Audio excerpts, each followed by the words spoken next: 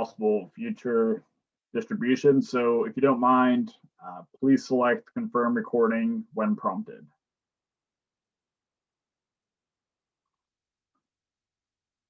But we'll go ahead and get started now. I'd like to welcome everyone to our webinar, Understanding, Identifying, and Improving Workplace Ergonomics, featuring myself, Alan Mosey, and my coworker, Stephanie Grabowski from SOS Safety.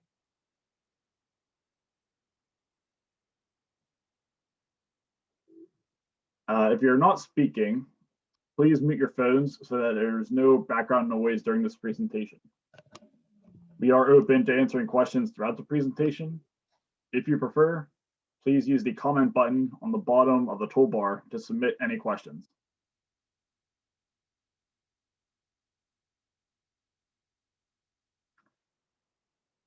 According to the Bureau of Labor Statistics, in the year 2019, there were a total of 888,220 non-fatal injuries that caused a worker to miss at least one day of work. This pie chart is showing a distribution of those injuries by event exposures. The events are overexertion and bodily reaction, falls, slips, and trips, contact with object or equipment, transportation incidents, violence and other injuries by person or animal, and a bunch of other events that are lumped together under other events. As you can see, about 31% of those injuries are overexertion and bodily reaction. Overexertion and repetitive motion are the primary causes of musculoskeletal disorders, or MSDs. MSDs, often called ergonomic injuries, occur when the body uses muscles, tendons, and ligaments to perform tasks, oftentimes in awkward positions or in frequent activities, which over time can create pain and injury.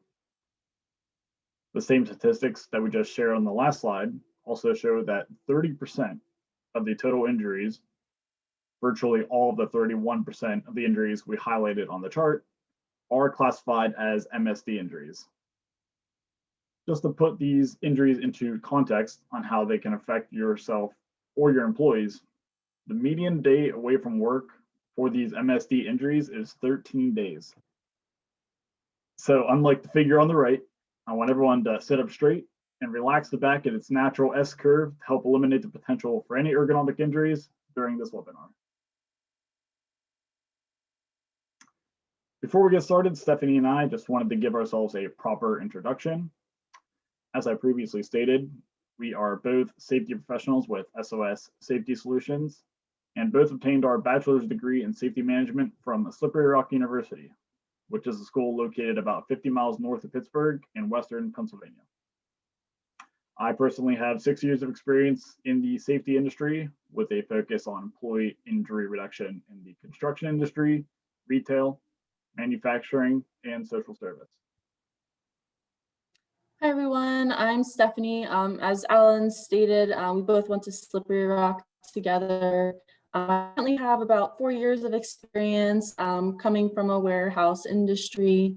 Now I continue in warehousing, manufacturing, social services, and trucking companies as well.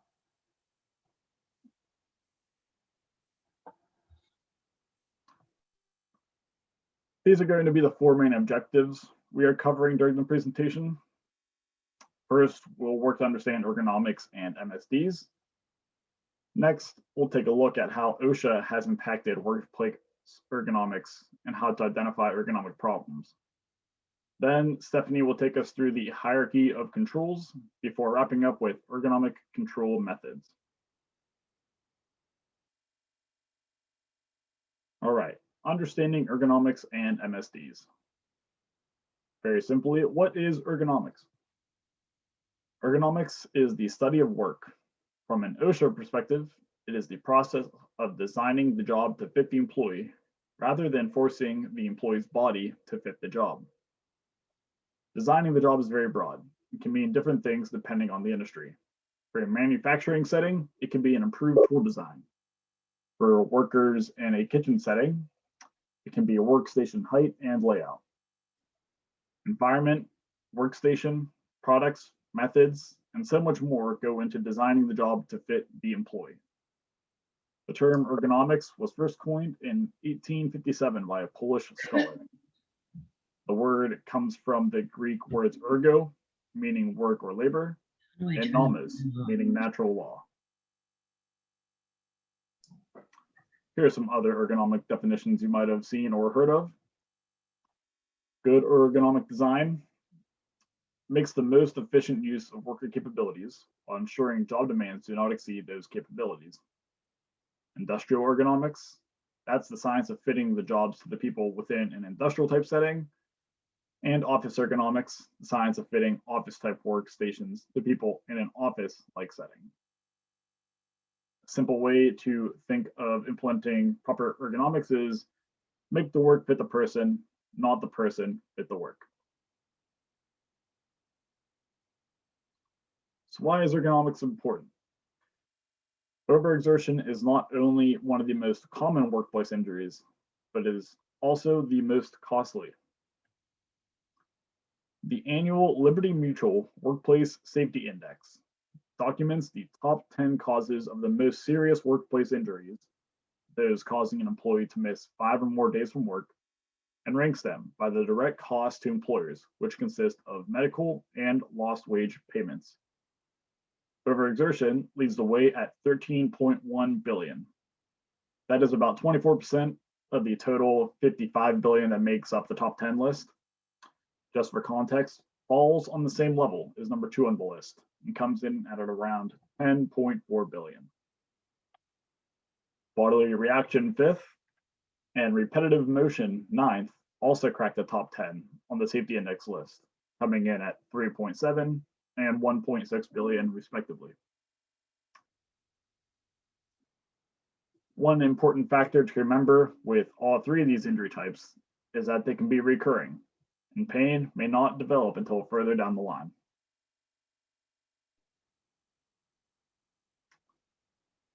MSDs affect the muscles, nerves, blood vessels, ligaments, and tendons. Workers in many different industries and occupations can be exposed to risk factors at work, such as lifting heavy items, bending, reaching overhead, pushing and pulling heavy loads, working in awkward body postures, and performing the same or similar tasks repetitively. Exposures to these known risk factors increase a worker's risk of injury. Some of the most common MSD symptoms and disorders are listed here.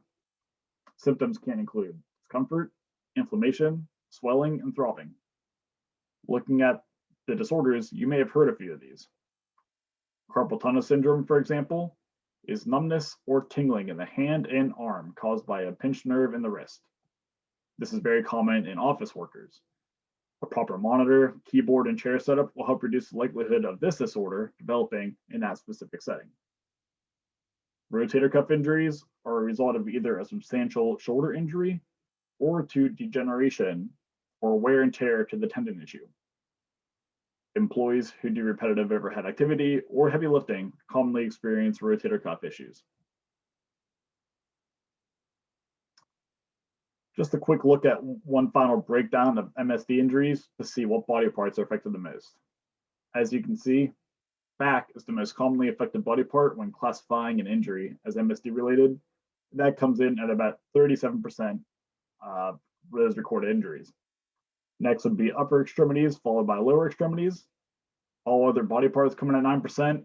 That can include the abdomen, the head, the neck. And lastly, multiple body parts at 6%.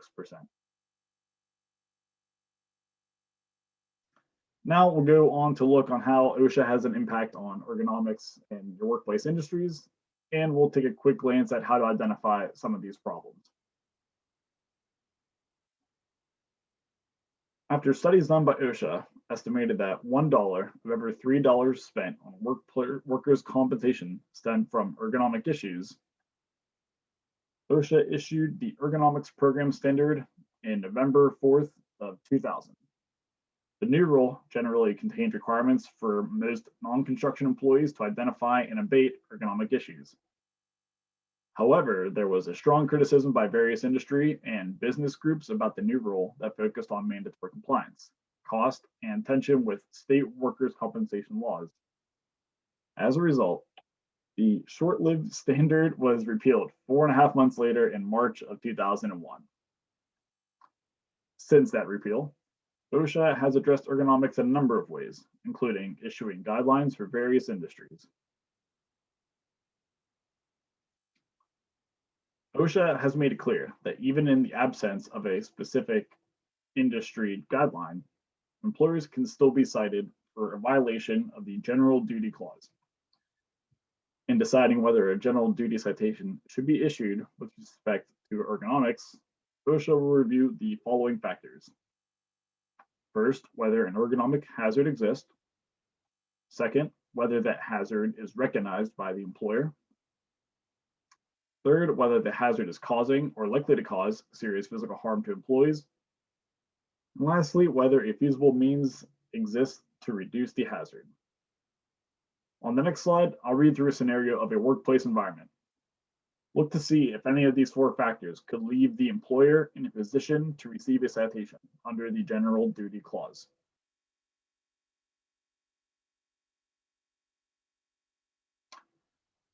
An employee is required to flex both hands while holding a 25-pound object in each hand 400 times a day or 50 times an hour. The position is entry level and no one stays in the job longer than a month. There is no break in schedule for the position and no rotational schedule. Employees have been notably wearing soft and rigid wrist braces they brought in from home. The safety professional has completed the rapid upper limb assessment and results were a score of 7 out of 7, meaning engineering changes are needed immediately. This position has produced a recordable ergonomic injury on last year's company's OSHA log. So in this example, the employer would be citable under the General Duty Clause. The hazard exists. The employee is flexing his or her hand 400 times a day while holding a 25-pound box. The hazard is recognized. The test, the rapid upper limb assessment, results stated changes are needed immediately. The hazard is causing harm. Employees are wearing braces, and there is a recordable injury on the OSHA log. And lastly, there are means to reduce the hazard, whether that be training, breaks, rotation, possible engineering controls, etc.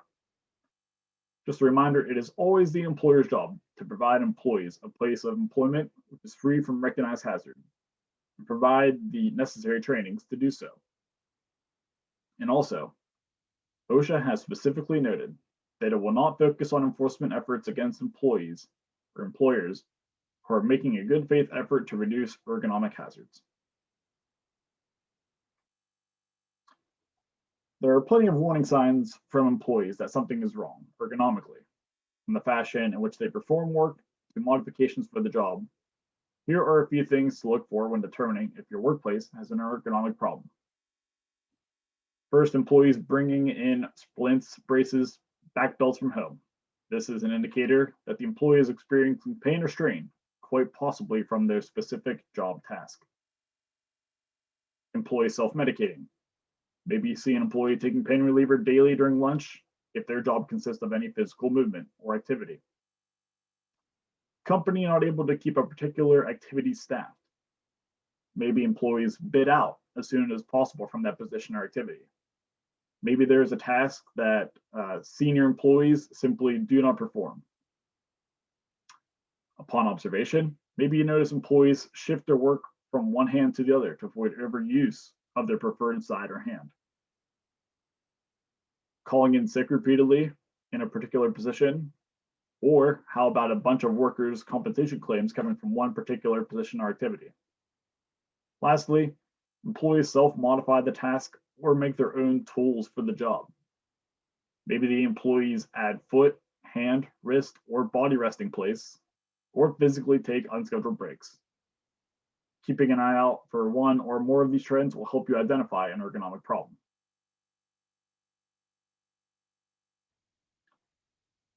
Other than identifying problems with the observations we just discussed, there are plenty of assessment tools that can be used to help determine if a problem is present and how severe the problem may be. The 3 tools I have listed here are pretty common, but are by no means the only tools. Picking the proper tool is also important, as most of them are task or risk specific, whether it be lifting, body posture, vibration, etc. Some tools can be done on a single page with observations and a simple measurements, while other tools may require a purchased online program where you input the data and simulations and equations are ran. The Niosh lifting equation. This equation helps define the recommended weight limit, which defines the maximum acceptable weight that nearly all healthy workers could lift over the course of an 8-hour shift. This is best used for lifting and lowering tasks. The Rogers muscle fatigue analysis. This is a job evaluation technique to screen out high fatigue jobs before they become injurious. And finally, the rapid upper limb assessment, or RULA. This tool assessment assesses the posture and load requirements of job tasks on the neck, trunk, and upper extremities. This is done on a single page form, which gives a score based on the evaluations made. The score represents the level of MSD risk. This is the tool that we referenced in the example from a few slides ago, and now we're going to take a quick look on how this tool works. So here is the ROLA assessment worksheet. Seems like a lot of numbers and charts, but it's not hard to get used to using and to understand how the scoring works. You simply follow the step-by-step directions on the page and add a few points to each colored section, if required, to obtain your final score. By following the steps in order, you get an arm score, a wrist score, a leg and trunk score, and a neck score. Using these scores, you look at the final table to get your ROLA score. I'll run through a quick scenario on how to fill out the left section of this worksheet, which focuses on arm and wrist. So, after talking to an employee and deciding what task you will be scoring, you can start to populate the worksheet. Using the pictures under step 1, locate upper arm position, and following the prompts, let's say the employee observed got a 3 for upper arm score. Maybe the employee's posture was that of the third figure at the top. The arm extending 20 to 45 degrees from the side of the body is worth 2 points. In addition, a point could have been added for the shoulder being raised. That's just one scenario where a score of 3 can be given as our score for step 1. The same process is then used for steps 2 through 4. As you can see, lower arm in this scenario is scored a 2. Moving along with this example, wrist twist also scored a 2, and wrist score received a 4. Now that we have the 4 scores, you can follow the arrows to see that the scores should be circled in the table so we can get a final score for this section. You look at the row in which the 2 on the left is located and match it to the column where the 2 on the top is located. Here we get a 5. Moving right along, we can see that the 4 scores on the table lead us to that score of a 5, which you are then prompted to put in step 5 box. The final steps for this is adding in a few more factors, which are muscle use score and load score. Follow the next 2 prompt boxes, where in this scenario, we have scored a 0 and 2. Adding these numbers together, we get a final wrist and arm score of a 7. Once you complete this side of the worksheet, all that's left is the neck, trunk, and leg scoring, which works the same exact way. Sorry, got a little blurry here, but we can now see the final score comes together. We take the wrist, arm, and score of 7, and the neck, trunk, and leg score of a 5, and look at the last table. Looking across and down from the 2 numbers, we reach our final rule score of a 7. As you can see by the chart on the right, a score higher than a 6 indicates a high risk and calls for immediate change to reduce or eliminate the MSD risk. In this chart, the lower the score, the better. Remember, this only shows the risk associated with one task at a time.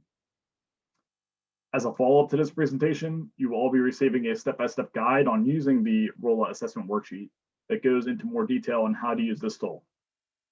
Be on the lookout for this in your email.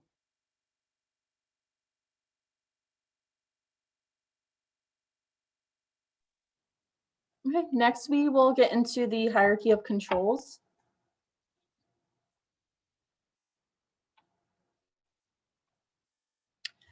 So here you can see the chart of hierarchy of controls, and if you've seen this chart before, you might see that there are 3 tiers to it. Sometimes the top 2, elimination and substitution, will be grouped together in engineering controls. But as you can see from the chart, most effective would be elimination, substitution, and engineering controls, as those physically remove the hazard and isolate people from the hazard as well. Then going down on that triangle there, then we'll have administration controls and also PPE, which will change the way people work, put some procedures around the way people are working in the workplace. And also, of course, PPE will protect the worker from the source of the hazard. And when we go through ergonomics, we'll focus on engineering controls that we can put into place, along with any admin controls and PPE as well.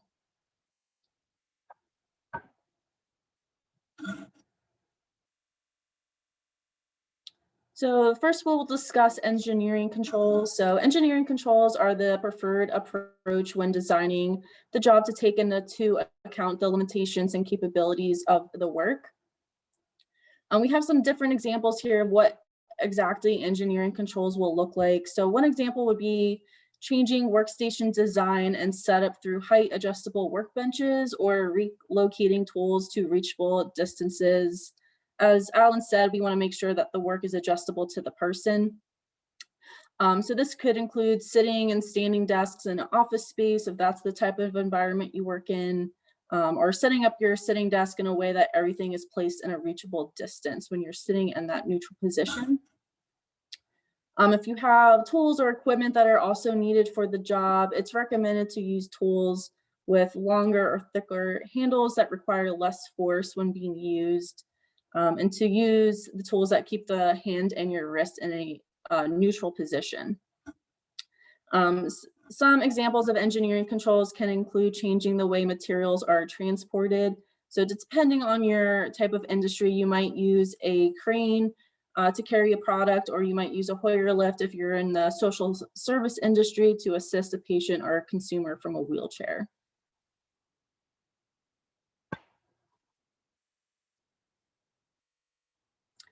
Next on that graph that we looked at, we have administration controls. So admin controls include changes in work practices and policies that reduce MSD risk, but they do not eliminate the hazard. So administration controls can be used as a temporary measure until engineering controls are implemented. Examples of these admin controls include limiting the time exposed to the hazard, changes in job rules and procedures. That could include job rotation. Of course, it would include training on the risk factors associated with that job as well, and the techniques that can be used to reduce the risk. For example, you might implement a policy where you might have 2 people lift an item that's over a certain weight restriction, or you could use a cart or dolly and have that put into procedures and policies as well.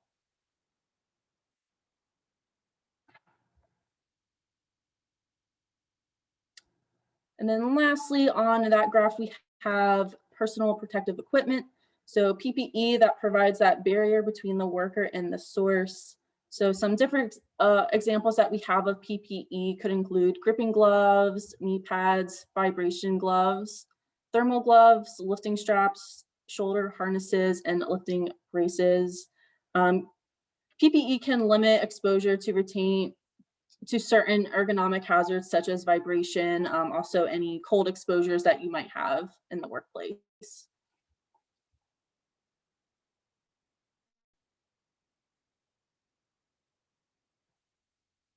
Okay, and now we'll get into ergonomic control methods. So we'll review different ergonomic hazards in the workplace and discuss possible control methods for each of them.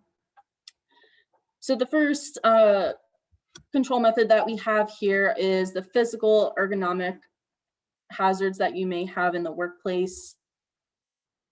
So physical hazards can include reaching above your head or your shoulder height for a prolonged period of time, or working with your elbows above your shoulder height as well.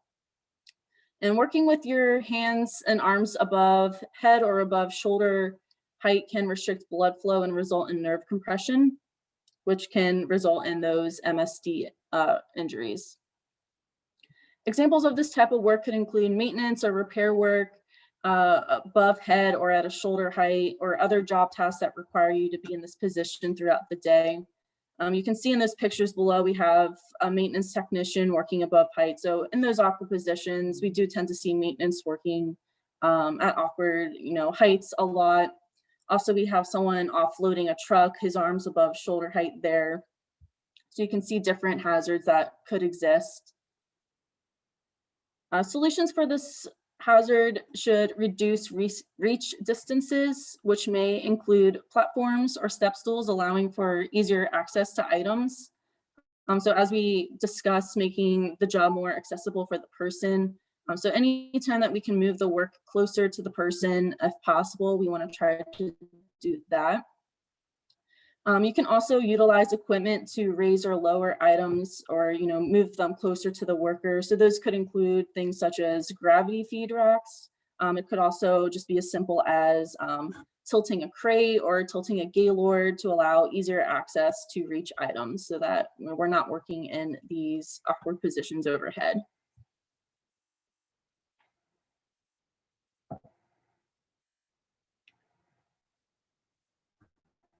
So next we'll discuss awkward body postures. So what exactly are awkward body postures?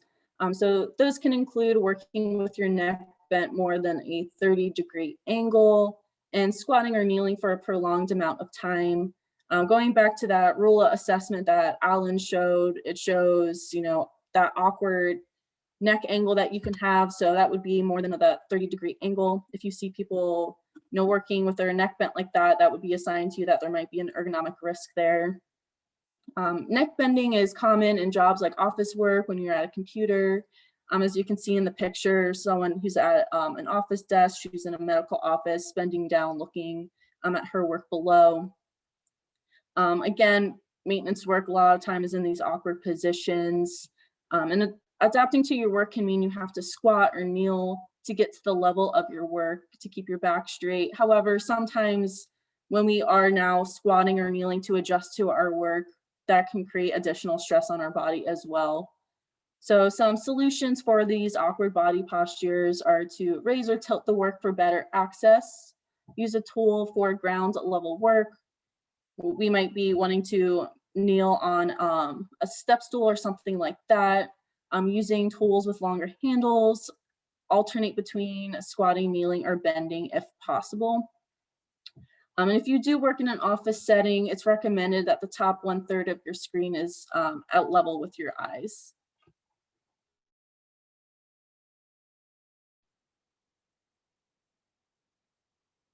Next, we have awkward grips. So awkward gripping and pinching can add additional force to the body depending on the type of equipment used. So you can see gripping more than 10 pounds of force and pinching more than 2 pounds of force. So using a lot of hand force increases the risk for the hand, elbow, and wrist injuries. And in some cases, it can also create shoulder injuries as well. Holding something between the tips of your fingers and the thumb is called the pinch grip.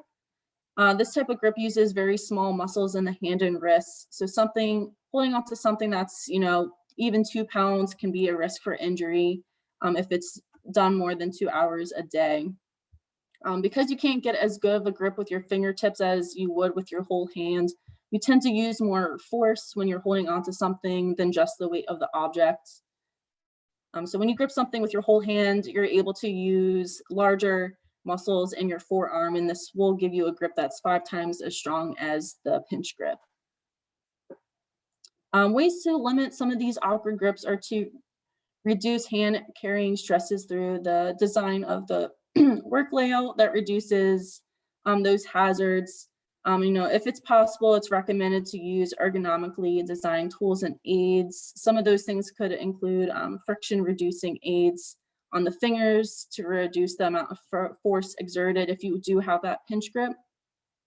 And also using tools that allow the hands and the wrist to be in that neutral grip if possible.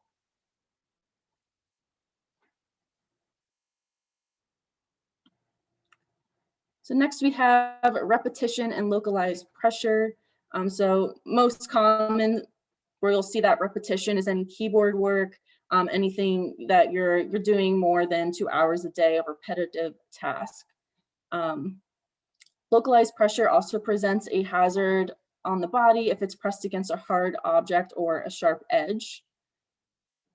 Repetitive motions may be required for your, however, a lot of the times you have some control over the motions you make for your job and how often you make them. So some things you can do to reduce the repetitive motions include arranging work to avoid unnecessary motions, let power machinery do the work for you, spread repetitive work throughout the day.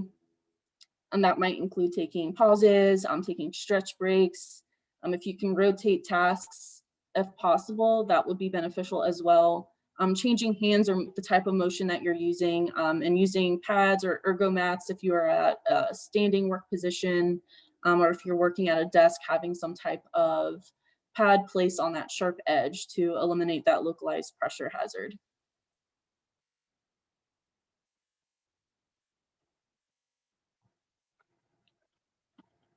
So we also have lifting hazards in the workplace, and these can include heavy, frequent, or awkward lifting that causes the spine to be out of a neutral position.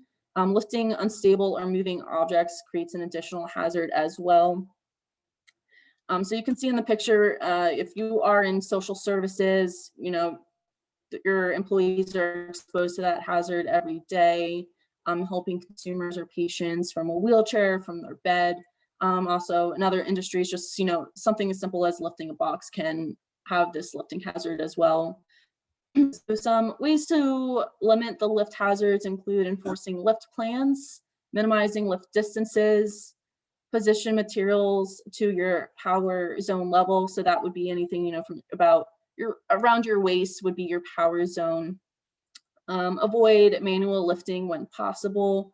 Identify and reduce unstable or heavy loads prior to your lift, and reduce frequency of lifting or the duration of your lifting tasks.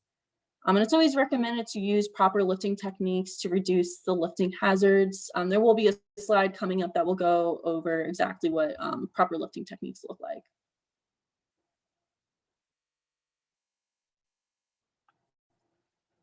And so here we have vibration hazards. So these types of hazards can occur when using hand tools that have high vibration levels, and those can include grinders, drills, saws, and chipping hammers. Whole body vibration occurs when standing or sitting in vibrating environments. So this could be things such as trucks or heavy machinery, sitting in those seats for a prolonged amount of time. The whole body vibration in a seated position has found to increase the prevalence of low back pain. So something to keep in mind there too, an additional hazard in those seated vibration positions that you may have. Operations such as tractor driving or forklift operating, any type of truck driving has been found to have that increased back pain. So some ways to reduce the vibration and hazards include using low vibration tools and devices that can reduce the vibration. So that would include any tool balancers, extension handles, vibration isolation devices as well, dampening techniques, reducing the grip force on tools. So trying to use that grip force instead of that pinch force that we talked about in a previous slide, adequate rest periods as well. And ensuring that you have a regular maintenance routine on your tools and equipment. As tools handles go through wear and tear, that can create additional force as well for the employee to hold on to that tool. So making sure that you have a good maintenance routine to repair any equipment as needed. And PPE as well, dampening gloves can reduce vibration in your hands.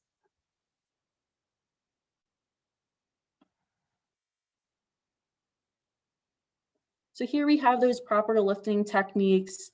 Kind of put them just into 5 simple bullet points for, depending on the type of industry you're in, this is the type of plan that you would want to have in place. So plan before you lift, of course. What are you lifting? Is that object stable? Is it moving?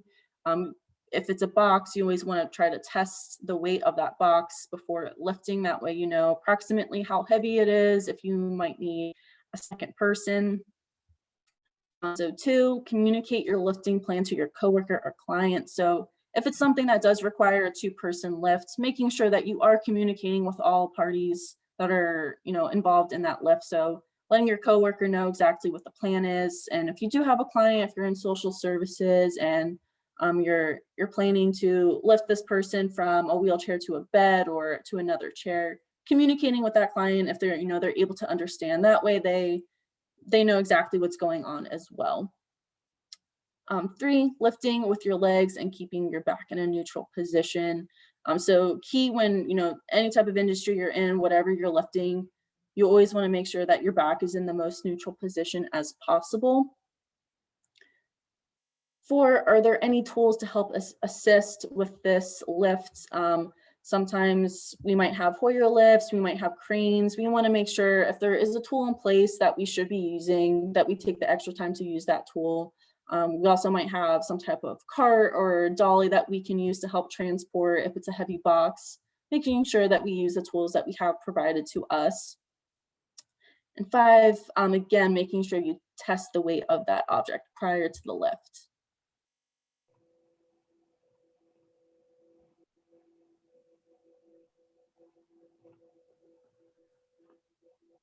All right, everyone, just to wrap up here.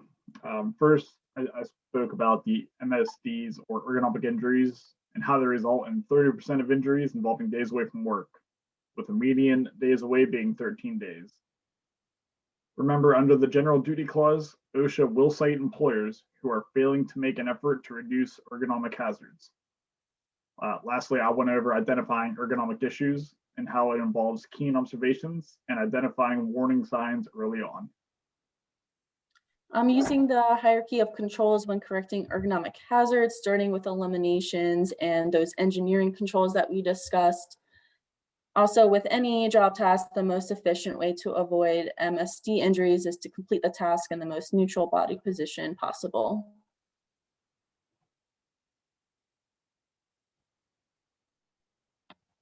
Right, so we do have our contact info here.